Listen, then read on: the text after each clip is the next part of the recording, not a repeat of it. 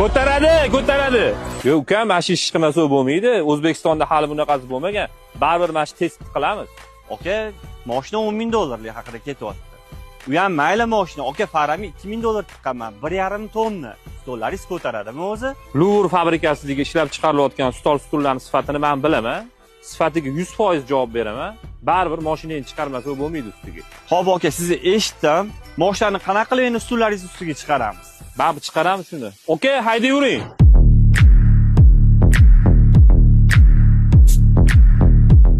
Aka, o'zi mana bu narsalarni yaxshilab boylangani tushib ketib qolmaydi. Ukam, endi sen qochib tur endi. Eng qiziq joyi endi boshlanadi hozir. Ko'ramiz, qani.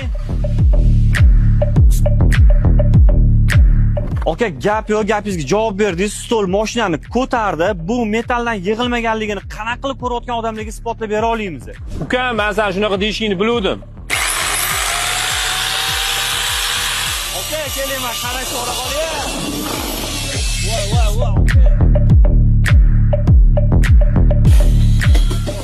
Narsa mashinani ko'tardi. Men ichida temir konstruksiya bo'lsa kerak deb o'yladim. Karkaslarni temirdan yasab qo'yganlar deb o'yladim.